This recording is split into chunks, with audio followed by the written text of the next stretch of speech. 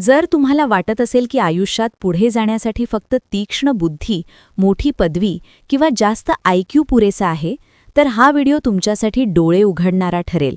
कारण खऱ्या आयुष्यात विजय किंवा पराभवाचा निर्णय आपण किती हुशार आहोत यावर नाही, तर आपण आपल्या भावना किती समजूतदारपणे हाताळतो यावर अवलंबून असतो. किती वेळा असं झालं आहे की रागाच्या भरात तुम्ही एखादा असा निर्णय घेतला ज्याचा नंतर विचार करून पश्चाताप झाला? किती वेळा भीती, मत्सर, लाज किंवा न्यूनगंड यांनी तुमचा आत्मविश्वास आतून पोखरला? आणि किती वेळा तुम्ही पाहिलं असेल की तुमच्यापेक्षा कमी शिकलेला माणूसही आयुष्यात पुढे गेला, फक्त यासाठी की त्याला स्वतःला समजून घेता येत होतं, लोकांना समजता येत होतं आणि परिस्थिती हाताळता येत होती.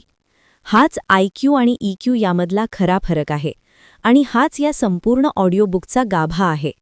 आजच्या जगातली सर्वात मोठी लढाई बाहेर नाही तर आपल्या आत चाललेली आहे. मन आणि भावना यांच्यात, विचार आणि प्रतिक्रिया यांच्यात, योग्य आणि अयोग्य यांच्यात. इमोशनल इंटेलिजन्स आपल्याला हेच शिकवते की जेव्हा मेंदू आगीसारखा पेटलेला असतो तेव्हा हृदय शांत कसं ठेवायचं. जेव्हा परिस्थिती आपल्या नियंत्रणाबाहेर वाटते तेव्हाही स्वतःवर नियंत्रण कसं ठेवायचं. जेव्हा कोणी आपल्याला मोडून काढण्याचा प्रयत्न करतं तेव्हा तुटून न जाता अधिक मजबूत कसं व्हायचं. हे पुस्तक तुम्हाला श्रीमंत होण्याची स्वप्न दाखवत नाही, तर तुम्हाला इतकं मजबूत बनवतं की कोणत्याही परिस्थितीत तुम्ही स्वतःला हरवू नये. हे तुम्हाला शिकवतं की भीतीपासून पळून न जाता तिला समजून कसं घ्यायचं, राग दाबून न ठेवता योग्य दिशेने कसा वापरायचा, दुःख लपवण्याऐवजी त्यातून शिकायचं कसं, आणि सर्वात महत्त्वाचं म्हणजे स्वतःशी प्रामाणिक कसं राहायचं. या व्हिडिओमध्ये आपण डॅनियल गोलमन यांच्या इमोशनल इंटेलिजन्स या महान पुस्तकातील असे महत्त्वाचे अध्याय समजून घेणार आहोत, जे तुमची विचारसरणी, तुमचे नातेसंबंध, तुमचा आत्मविश्वास आणि तुमचा संपूर्ण दृष्टिकोन बदलू शकतात. हा व्हिडिओ झटपट ज्ञान देणारा नाही, तर एक अशी यात्रा आहे ज्यामध्ये तुम्ही स्वतःला भेटाल, स्वतःला समजून घ्याल आणि स्वतःला अधिक चांगलं बनवायला शिकाल. त्यामुळे हा व्हिडिओ अर्धवट सोडू नका, कारण प्रत्येक पुढचा भाग तुम्हाला तुमच्याच आत लपलेल्या एका नव्या सत्याशी भेट घडवणार आहे. आणि जर तुम्हाला अशा खोल, आयुष्य बदलणाऱ्या ऑडिओबुक समरीज नियमितपणे मिळत राहाव्यात असं वाटत असेल, तर आत्ताच हा व्हिडिओ लाईक करा, चॅनल सबस्क्राईब करा आणि नोटिफिकेशन बेल ऑन करा, जेणेकरून स्वतःला समजून घेण्याचा आणि अधिक चांगलं होण्याचा पुढचा प्रवास सुरू झाला की तुम्ही त्याचा भाग असाल. प्रकरण 1. भावनांची खरी ताकद. IQच्या पलीकडची समज. आपण लहानपणापासून हेच ऐकत आलो आहोत की जो जास्त हुशार आहे तोच आयुष्यात पुढे जातो. चांगले गुण, तीक्ष्ण बुद्धी, मोठी पदवी ह्यालाच यशाची ओळख मानली गेली. पण जरा आजूबाजूला पहा, खरंच सर्वात जास्त शिकलेले लोकच सर्वात आनंदी, शांत आणि यशस्वी आहेत का? की तुम्ही असेही लोक पाहिले आहेत जे फारसे शिकलेले नव्हते, पण त्यांच्याकडे लोकांना समजून घेण्याची कला होती, स्वतःला सावरून ठेवण्याची ताकद होती आणि कोणत्याही परिस्थितीत संतुलन राखण्याची क्षमता होती? हाच प्रश्न डॅनियल गोलमन या पुस्तकाच्या सुरुवातीलाच उपस्थित करतात. आणि इथूनच इमोशनल इंटेलिजन्सचा खरा प्रवास सुरू होतो. इमोशनल इंटेलिजन्स म्हणजे आपल्या भावनांना ओळखणं, समजून घेणं आणि योग्य वेळी योग्य पद्धतीने वापरणं. हे फक्त इतरांशी वागण्याबद्दल नाही, तर सर्वात आधी स्वतःशी प्रामाणिक राहण्याची कला आहे. जेव्हा तुमच्यात राग निर्माण होतो तेव्हा तुम्ही काय करता? भीतीने तुम्हाला जखडून टाकलं तर तुम्ही थांबता की पुढे जाता? अपयश आलं तर तुम्ही स्वतःला कमजोर समजता की त्यातून काहीतरी शिकता? हेच छोटे छोटे क्षण तुमच्या संपूर्ण आयुष्याची दिशा ठरवतात. डॅनियल गोलमन सांगतात की आपला मेंदू 2 भागांत काम करतो. एक भाग तर्क करतो, विचार करतो, विश्लेषण करतो, तर दुसरा भाग लगेच प्रतिक्रिया देतो, भावनांनी भरलेला असतो. समस्या तेव्हा निर्माण होते जेव्हा भावनिक मेंदू विचार करणाऱ्या मेंदूवर हावी होतो. त्या क्षणी आपण अशा गोष्टी बोलतो ज्यानंतर परत घेता येत नाहीत, असे निर्णय घेतो ज्याचे परिणाम दीर्घकाळ भोगावे लागतात. इमोशनल इंटेलिजन्स आपल्याला तो एक क्षण कसा पकडायचा ते शिकवते, तो एक सेकंद जिथून सगळं बिघडू शकतं. हे आपल्याला शिकवते की प्रतिक्रिया देण्याआधी भावना ओळखाव्यात, समजून घ्याव्यात आणि मगच निर्णय घ्यावा. लेखक सांगतात की जास्त IQ तुम्हाला चांगली नोकरी मिळवून देऊ शकतो, पण जास्त EQ तुम्हाला त्या नोकरीत टिकून राहायला, लोकांबरोबर काम करायला आणि पुढे जायला शिकवतो. IQ तुम्हाला वर्गात टॉपर बनवू शकतो, पण EQ तुम्हाला खऱ्या जगाच्या परीक्षेत पास करतो. नात्यांमध्ये, कामात, कुटुंबात आणि स्वतःसोबत प्रत्येक ठिकाणी भावनिक समज आवश्यक असते. जो माणूस आपल्या भावनांचा गुलाम असतो तो परिस्थितीचाही गुलाम बनतो. पण जो माणूस आपल्या भावना समजून घेण्याची कला शिकतो तोच खऱ्या अर्थाने मुक्त होतो. इमोशनल इंटेलिजन्स ही जन्मजात देणगी नसून शिकता येणारी क्षमता आहे. इमोशनल इंटेलिजन्स हे एक कौशल्य आहे जे शिकता येतं, सुधारता येतं आणि अधिक मजबूत करता येतं. हीच या पुस्तकातील सर्वात मोठी आशा आहे. आज जर तुम्हाला स्वतःबद्दल असं वाटत असेल की तुम्ही कमजोर आहात, असंतुलित आहात किंवा भावनांच्या प्रवाहात सहज वाहून जाता, तर याचा अर्थ असा नाही की तुम्ही कायम असेच राहणार आहात. याचा अर्थ फक्त इतकाच आहे की तुम्ही अजून स्वतःला समजून घ्यायला सुरुवात केलेली नाही. आणि जसं जसं ही ऑडिओबुक पुढे सरकते तसं तसं तुम्हाला जाणवेल की खरी ताकद बाहेरच्या जगावर विजय मिळवण्यात नाही, तर आपल्या आतल्या जगाला समजून घेण्यात आणि सावरून ठेवण्यात आहे. ही समज तुम्हाला केवळ चांगला माणूसच बनवणार नाही, तर आयुष्यातील प्रत्येक लढाईत तुम्हाला आतून मजबूतही करेल. प्रकरण 2. आत्मजागरूकता. स्वतःला समजून घेण्याची पहिली पायरी. आयुष्यातील सर्वात कठीण काम इतरांना समजून घेणं नसतं. सर्वात कठीण काम असतं स्वतःला समजून घेणं. आपण दिवसभर अनेक प्रकारच्या भावना अनुभवतो, पण बहुतेक वेळा आपल्यालाच नीट समजत नाही की आपण नेमकं काय अनुभवतोय. कधी मन जड होतं पण कारण कळत नाही. कधी राग येतो पण तो समोरच्या माणसावर आहे की स्वतःवर हेही स्पष्ट होत नाही. डॅनियल गोलमॅन इथूनच इमोशनल इंटेलिजन्सची पायाभरणी करतात आणि सांगतात की आत्मजागरूकतेशिवाय कोणताही माणूस आपल्या भावनांना सांभाळू शकत नाही. आत्मजागरूकतेचा अर्थ फक्त इतकाच नाही की आपल्याला राग येतो किंवा भीती वाटते हे माहीत असणं. खरा अर्थ आहे ही भावना कधी, का आणि कोणत्या कारणामुळे निर्माण होते हे समजून घेणं. जोपर्यंत आपण आपल्या भावना ओळखायला शिकत नाही तोपर्यंत आपण त्यांच्या गुलामासारखे जगत राहतो. लेखक सांगतात की जे लोक आपल्या भावनांबद्दल अनभिज्ञ असतात ते आयुष्यात पुन्हा पुन्हा त्याच चुका करत राहतात. त्यांना वाटतं की समस्या बाहेरच्या जगात आहे, पण प्रत्यक्षात खरी समस्या त्यांच्या आत दडलेली असते. आत्मजागरूक माणूस आपल्या भावना दाबून टाकत नाही किंवा त्यांच्यापासून पळ काढत नाही. तो त्या भावना पाहतो, स्वीकारतो आणि समजून घेण्याचा प्रयत्न करतो. हे स्वीकारणंच आतल्या शक्तीचा उगम असतो.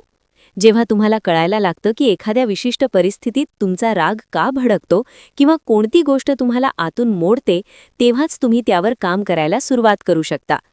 इमोशनल इंटेलिजन्स आपल्याला शिकवते की कोणतीही भावना चांगली किंवा वाईट नसते, योग्य किंवा अयोग्य नसते. भावना म्हणजे फक्त एक संकेत असतो जो आपल्याला काहीतरी सांगायला आलेला असतो. जर आपण तो संकेत समजून घेतला तर आपण स्वतःला मोठ्या नुकसानापासून वाचवू शकतो. डॅनियल गोलमॅन सांगतात की आत्मजागरूक लोक अधिक संतुलित असतात, कारण त्यांना त्यांच्या ताकदी आणि मर्यादा दोन्ही माहीत असतात. त्यांना हे कळलेलं असतं की कोणत्या परिस्थितीत ते कमकुवत पडू शकतात आणि कोणत्या परिस्थितीत ते उत्तम कामगिरी करू शकतात. हीच समज त्यांना गर्विष्ठ होण्यापासून वाचवते आणि स्वतःला कमी लेखण्यापासूनही रोखते. जेव्हा माणूस स्वतःला ओळखतो तेव्हा तो इतरांच्या बोलण्याने लगेच कोलमडत नाही. टीका त्याला तोडत नाही तर सुधारण्याची संधी देते. आत्मजागरूकतेचा सर्वात मोठा फायदा म्हणजे तुम्ही आयुष्य ऑटोपायलट मोडवर जगत नाही. तुम्ही प्रत्येक प्रतिक्रिया विचारपूर्वक देता, परिस्थितीनुसार स्वतःला जुळवून घ्यायला शिकता, स्वतःला न गमावता. जसं जसं तुम्ही तुमच्या आतल्या आवाजाकडे लक्ष द्यायला सुरुवात करता तसं तुम्हाला जाणवतं की तुमच्या भावना तुमच्या विरोधात नाहीत तर तुमच्या मदतीसाठीच आहेत. हाच तो क्षण आहे जिथून इमोशनल इंटेलिजन्सची खरी सुरुवात होते. कारण ज्या दिवशी तुम्ही स्वतःला समजून घ्यायला शिकता त्या दिवसापासून तुम्ही आयुष्यालाही समजून घ्यायला सुरुवात करता. प्रकरण 3. आत्मनियंत्रण. भावनांवर नाही, स्वतःवर नियंत्रण. आपल्यापैकी बहुतेक लोक भावना म्हणजेच समस्या आहेत असं मानतात. राग, भीती, घबराट, ईर्ष्या. आपल्याला वाटतं की या भावना नसत्या तर आयुष्य खूप सोपं झालं असतं. पण डॅनियल गोलमॅन स्पष्ट सांगतात, समस्या भावना नाहीत, समस्या आहे त्यांच्यावर आपलं नियंत्रण नसणं. इमोशनल इंटेलिजन्सच्या या अध्यायात आपल्याला शिकवतं की मजबूत माणूस तो नसतो ज्याला कधीच राग येत नाही, तर तो असतो जो रागाच्या क्षणीही स्वतःला सावरू शकतो. आत्मनियंत्रण म्हणजे भावना दाबून ठेवणं नव्हे, कारण दाबलेल्या भावना आत साचत जातात आणि एक दिवस स्फोट घडवतात. आत्मनियंत्रणाचा खरा अर्थ आहे भावना ओळखणे, त्यांना अनुभवणे आणि मग विचारपूर्वक प्रतिक्रिया देणे. लेखक सांगतात की आपल्या मेंदूमध्ये एक भाग असा असतो जो लगेच प्रतिक्रिया देतो आणि दुसरा भाग असा असतो जो शांतपणे विचार करतो. जेव्हा आपण विचार न करता प्रतिक्रिया देतो तोच क्षण आपल्या सर्वात मोठ्या चुकांचा कारणीभूत ठरतो. इमोशनल इंटेलिजन्स आपल्याला त्या क्षणाला थोडंसं थांबवायला शिकवते. तो छोटासा थांबा आपल्याला योग्य आणि अयोग्य यात फरक करण्याची ताकद देतो. डॅनियल सांगतात की आत्मनियंत्रण असलेले लोक कठीण परिस्थितीतही स्थिर राहतात. जेव्हा गोष्टी त्यांच्या मनासारख्या होत नाहीत तेव्हाही ते स्वतःला कोसळू देत नाहीत. परिस्थितीला दोष देण्याऐवजी ते स्वतःला विचारतात की आता सर्वात योग्य पाऊल कोणतं असू शकतं. हीच विचारसरणी त्यांना इतरांपेक्षा वेगळं बनवते. जो माणूस भावनांच्या प्रवाहात वाहून जातो तो अनेकदा असे शब्द बोलतो ज्यामुळे नाती तुटतात. तो असे निर्णय घेतो ज्याची किंमत त्याला दीर्घकाळ मोजावी लागते. पण जो माणूस स्वतःवर नियंत्रण ठेवायला शिकतो तो भावनांना आपली कमजोरी न मानता आपली ताकद बनवतो. लेखक हेही सांगतात की आत्मनियंत्रणाचा थेट संबंध आपल्या सवयींशी असतो. जर आपण रोजच्या छोट्या छोट्या क्षणात स्वतःला सावरायला शिकलो तर मोठे वादळही आपल्याला गगमगवू शकत नाही. राग आला की लगेच उत्तर देण्याऐवजी काही सेकंद थांबणं, भीती वाटली की पळ काढण्याऐवजी त्या भीतीला समजून घेण्याचा प्रयत्न करणं, हे छोटे छोटे सराव हळूहळू आत एक मजबूत माणूस घडवतात. इमोशनल इंटेलिजन्स आपल्याला हा विश्वास देते की परिस्थिती कशीही असो आपली प्रतिक्रिया नेहमी आपल्या हातात असते. आणि ज्या दिवशी तुम्ही हे समजून घेता की तुमच्या भावना तुम्हाला चालवण्यासाठी नाहीत तर तुमची साथ देण्यासाठी आहेत, त्या दिवसापासून तुम्ही स्वतःवर खरे नियंत्रण मिळवायला सुरुवात करता. प्रकरण 4. आत्मप्रेरणा. परिस्थितीने नाही, उद्दिष्टाने पुढे जाणं. आयुष्यातला सर्वात मोठा संघर्ष बाहेरच्या जगाशी नसतो तर त्या क्षणाशी असतो जेव्हा मन म्हणतं आता बस, अजून नाही, आणि तरीही आपल्याला पुढे जायचं असतं. डॅनियल सांगतात की इमोशनल इंटेलिजन्सचा एक अत्यंत महत्त्वाचा भाग म्हणजे आत्मप्रेरणा. ही ती ताकद आहे जी माणसाला तेव्हाही पुढे नेते जेव्हा ना कोणी कौतुक करतं, ना कोणी साथ देतं आणि ना लगेच परिणाम दिसतो. आत्मप्रेरणा म्हणजे कायम उत्साहात असणं नाही, तर थकवा असो वा कठीण परिस्थिती तरीही उद्दिष्टाशी जोडलेलं राहणं. लेखक सांगतात की जे लोक फक्त बाह्य बक्षीस, पैसा किंवा नावासाठी काम करतात ते लवकर खचतात. पण जे लोक एखाद्या खोल उद्देशाशी जोडलेले असतात ते पडूनही पुन्हा उभे राहतात. इमोशनल इंटेलिजन्स आपल्याला शिकवते की अपयश हा शेवट नसतो तर एक संकेत असतो, जो सांगतो की पद्धत बदलण्याची गरज आहे, मंजिल नाही. आत्मप्रेरित माणूस अपयशाला आपली ओळख बनू देत नाही, तो त्याकडे शिकवण म्हणून पाहतो. काम बिघडलं की तो स्वतःला हे माझ्याच बाबतीत का असं विचारत नाही, तर यातून मी काय शिकू शकतो असा प्रश्न विचारतो. हीच विचारसरणी त्याला पुढे नेत राहते. डॅनियल सांगतात की आत्मप्रेरणायुक्त लोक आपल्या भावनिक अवस्थाही ओळखतात. मन कधी थकतंय, कधी घाबरतंय आणि कधी कारणं शोधतंय हे त्यांना कळतं. पण ते त्या कारणांसमोर झुकत नाहीत. ते स्वतःला आठवण करून देतात की त्यांनी सुरुवात का केली होती. ही आठवणच त्यांना पुन्हा उभं करते. इमोशनल इंटेलिजन्स हेही शिकवते की छोटे ध्येय ठरवणं आणि छोट्या यशांची दखल घेणं किती महत्त्वाचं आहे. दररोज थोडं थोडं पुढे गेलं तर मनात आशा जिवंत राहते. हीच आशा आत्मप्रेरणेचं इंधन ठरते. जो माणूस स्वतःला प्रेरित ठेवायला शिकतो तो परिस्थितींवर अवलंबून राहत नाही, तो आतून ऊर्जा निर्माण करायला शिकतो. हळूहळू असा माणूस तक्रार करणं सोडतो आणि जबाबदारी घ्यायला लागतो. कारण त्याला माहीत असतं की त्याच्या आयुष्याची दिशा कोणी दुसरं नाही तर तो स्वतः ठरवत आहे. आणि ज्या दिवशी तुम्ही आतून उठणाऱ्या त्या आवाजाला ऐकायला शिकता, जो म्हणतो तू करू शकतोस, त्या दिवसापासून तुम्ही परिस्थितींपेक्षा वर उठायला सुरुवात करता. हीच आत्मप्रेरणा इमोशनल इंटेलिजन्सची ती शक्ती आहे जी माणसाला आतून अढळ बनवते. प्रकरण 5. सहानुभूती. इतरांना समजून घेण्याची मानवी कला. आपण अनेकदा असं मानतो की आयुष्यात पुढे जाण्यासाठी कठोर होणं गरजेचं आहे आणि इतरांच्या भावनांची काळजी घेणं ही कमजोरी आहे. पण डॅनियल गोलमन ही धारणा पूर्णपणे बदलतात. ते सांगतात की इमोशनल इंटेलिजन्सचा एक अत्यंत शक्तिशाली भाग म्हणजे सहानुभूती, म्हणजेच इतरांच्या भावना समजून घेण्याची आणि अनुभवण्याची क्षमता. सहानुभूती म्हणजे प्रत्येकाशी सहमत होणं नाही किंवा सगळ्यांचं ऐकणंही नाही. याचा अर्थ समोरच्या माणसाची परिस्थिती समजून घेणं, त्याचं दुःख, त्याची भीती आणि त्याच्या आशा जाणून घेणं. जेव्हा तुम्ही एखाद्या माणसाला खरंच समजून घेता तेव्हा तुमचे शब्द आणि वागणूक आपोआप बदलतात. लेखक सांगतात की बहुतेक वाद लोक वाईट असल्यामुळे होत नाहीत तर एकमेकांना न समजल्यामुळे होतात. प्रत्येकजण आपल्या आयुष्याची स्वतःची लढाई लढत असतो, पण आपण आपलीच अडचण खरी मानतो. इमोशनल इंटेलिजन्स आपल्याला शिकवते की इतरांना न्याय देण्याआधी त्यांना ऐकायला शिका. जेव्हा तुम्ही मध्ये न बोलता, स्वतःची मतं न लादता, लक्ष देऊन ऐकता, तेव्हा समोरचा माणूस सुरक्षित वाटतो. हीच सुरक्षितता विश्वासाला जन्म देते. डॅनियल गोलमन सांगतात की सहानुभूती असलेले लोक नात्यांमध्ये अधिक खोली निर्माण करतात. ते फक्त शब्द ऐकत नाहीत, तर भावना वाचतात. चेहऱ्यावरील भाव, आवाजातील चढउतार, शांतता, सगळं त्यांच्यासाठी संदेश असतो. हीच क्षमता त्यांना चांगला मित्र, उत्तम जीवनसाथी आणि प्रभावी नेता बनवते. इमोशनल इंटेलिजन्स हेही स्पष्ट करते की सहानुभूती म्हणजे स्वतःला विसरणं नाही, ती एक समतोल अवस्था आहे, जिथे स्वतःच्या सीमा राखत इतरांचं दुःख समजून घेतलं जातं. जेव्हा तुम्ही कुणाचं दुःख अनुभवता, तेव्हा तुमच्यात करुणा निर्माण होते आणि करुणेमुळेच मानवता जिवंत राहते. जो माणूस इतरांच्या भावना समजून घ्यायला शिकतो, तो एकटा राहत नाही. लोक त्याच्याकडे येतात, त्याच्यावर विश्वास ठेवतात आणि त्याच्याशी जोडले पण अनुभवतात. हळूहळू अशा माणसाचा प्रभाव वाढतो, न आवाज उंचावता, न दबाव टाकता. इमोशनल इंटेलिजन्सचं हे प्रकरण आपल्याला आठवण करून देतं की खरी ताकद इतरांना दाबण्यात नाही, तर त्यांना समजून घेण्यात आहे. आणि ज्या दिवशी तुम्ही समोरच्या माणसाच्या नजरेतून जग पाहायला शिकता, त्या दिवसापासून तुमची नाती, तुमचं वर्तन आणि तुमचं संपूर्ण आयुष्य नव्या पातळीवर पोहोचतं. प्रकरण 6. सामाजिक कौशल्य, नात्यांच्या माध्यमातून आयुष्य पुढे नेणं. आपण कितीही कर्तबगार असलो तरी एकटे फार दूर जाऊ शकत नाही. डॅनियल गोलमन सांगतात की इमोशनल इंटेलिजन्सचा शेवटचा आणि अत्यंत महत्त्वाचा भाग म्हणजे सामाजिक कौशल्य, लोकांशी जोडणं, संवाद साधणं आणि नाती टिकवण्याची कला. ही ती क्षमता आहे जी ज्ञान आणि भावना यांना कृतीत रूपांतरित करते. अनेक लोक आपल्या कामात खूप चांगले असतात, पण लोकांशी जुळवून न घेता आल्यामुळे मागे पडतात. तर काही जण साधे असूनही पुढे जातात, कारण योग्य वेळी योग्य शब्द वापरायची कला त्यांना अवगत असते. सामाजिक कौशल्य म्हणजे गोड बोलणं नव्हे, तर प्रामाणिकपणे, आदराने आणि समजूतदारपणे संवाद साधणं. लेखक सांगतात की उत्तम संवाद तोच असतो ज्यात बोलण्यापेक्षा ऐकण्याची क्षमता जास्त असते.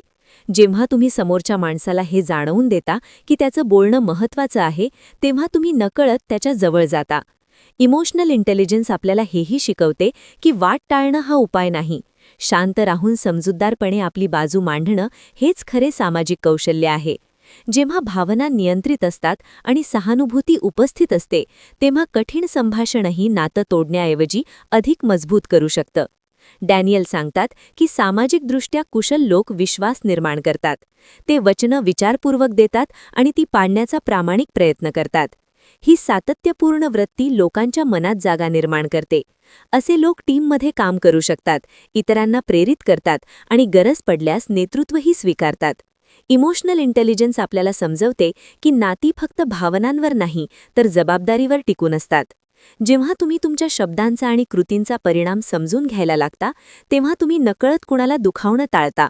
हळूहळू तुमच्या आजूबाजूचं वातावरण बदलायला लागतं. लोक तुमच्यासोबत सुरक्षित वाटू लागतात. सामाजिक कौशल्याचा सर्वात मोठा फायदा म्हणजे तुम्ही एकटे लढत नाही. तुमच्याजवळ असे लोक असतात जे तुम्हाला समजून घेतात.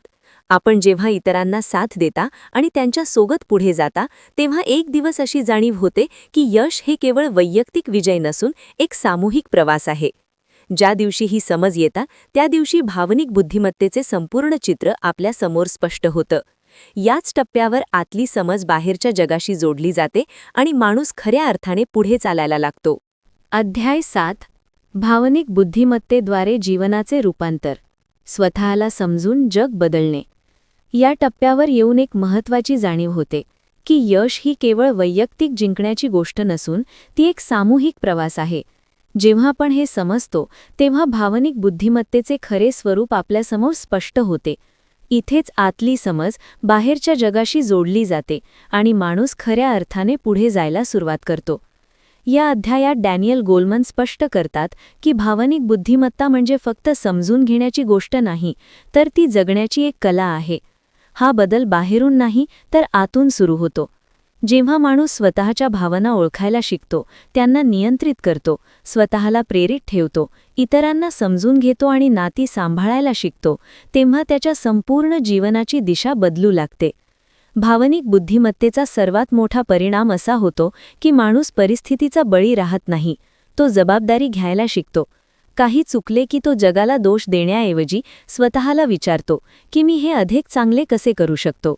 हीच विचारसरणी माणसाला गर्दीतून वेगळं करते.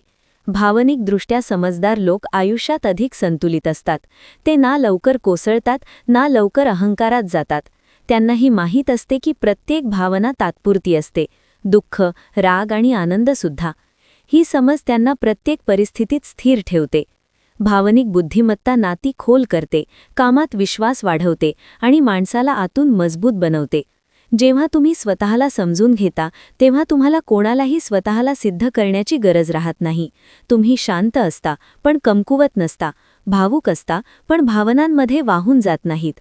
हेच संतुलन म्हणजे खरी परिपक्वता. डॅनियल गोलमन सांगतात की ही प्रक्रिया कधीच पूर्ण होत नाही. प्रत्येक दिवस, प्रत्येक अनुभव आणि प्रत्येक नातं आपल्याला स्वतःला अधिक चांगलं समजून घेण्याची संधी देतं.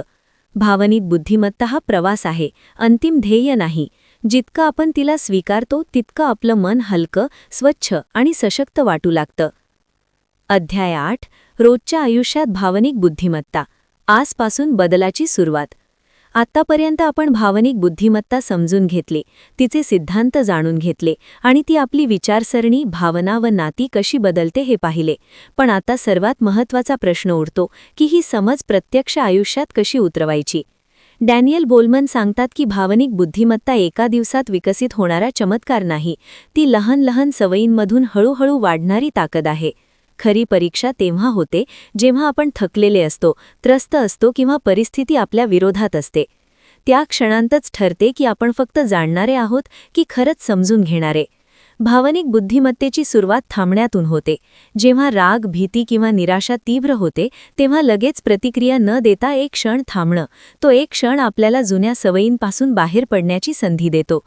जर आपण दररोज दिवसाच्या शेवटी स्वतःला विचारलं की आज कोणत्या भावनेचा माझ्यावर सर्वाधिक परिणाम झाला आणि मी कशी प्रतिक्रिया दिली, तर हळूहळू आपली जागरूकता वाढते. हा छोटासा आत्मपरीक्षणाचा सराव आपल्यालाच आपला शिक्षक बनवतो. आपण स्वतःशी कशी भाषा वापरतो याकडे लक्ष देणंही फार महत्त्वाचे आहे. आपण स्वतःला सतत कमजोर म्हणाल तर मन ते खरं मानायला लागतं, पण जर आपण स्वतःशी प्रामाणिकपणे आणि करुणेने बोललो तर आतून स्थैर्य निर्माण होतं. भावनिक बुद्धिमत्ता नात्यांमध्येही सराव मागते. प्रत्येक चर्चा जिंकण्यासाठी नसते, अनेकदा समजून घेणं जिंकण्यापेक्षा अधिक महत्त्वाचे असते. समोरच्याचे पूर्ण लक्ष देऊन ऐकलं तर नातं फक्त वाचत नाही, ते अधिक खोल होतं. अध्याय 9. भावनिक बुद्धिमत्ता आणि खरी यशस्विता. बाहेरची नव्हे, आतली जिंक. आपण यश मोजतो पैसा, पद, ओळख आणि कौतुकाने, पण डॅनियल गोलमन सांगतात की जर माणूस आतून अस्थिर असेल तर बाहेरचे यशही त्याला समाधान देऊ शकत नाही. खरी यशस्विता ती असते जिथे माणूस कामात प्रगती करतो आणि मनात शांतता ठेवतो. भावनिक बुद्धिमत्ता माणसाला दबावातही योग्य निर्णय घेण्याची क्षमता देते. भीती किंवा ताण असूनही पुढे जाण्याची ताकद देते. ही बुद्धिमत्ता अहंकार नियंत्रित करायला शिकवते, विनम्रता देते आणि तुलना करण्याच्या सवयीपासून मुक्त करते. जेव्हा माणूस स्वतःला समजतो तेव्हा त्याला स्वतःची किंमत इतरांशी तुलना करून ठरवावी लागत नाही. अध्याय 10. भावनिक बुद्धिमत्तेच्या सवयी. दररोज अधिक चांगला माणूस बनण्याची प्रक्रिया. भावनिक बुद्धिमत्ता म्हणजे एक विचार नाही, तर रोज पाळायच्या सवयींचा परिणाम आहे. जबाबदारी घेणं, भावनांना नाव देणं, प्रतिक्रिया देण्यात थोडा विलंब करणं, स्वतःशी दयाळू राहणं, या सगळ्या छोट्या सवयी हळूहळू आपला स्वभाव घडवतात. कालांतराने आपल्याला प्रयत्न करावा लागत नाही, संतुलित प्रतिक्रिया आपोआप येऊ लागते. भावनिक बुद्धिमत्ता मग पुस्तकात राहत नाही, ती आपली ओळख बनते.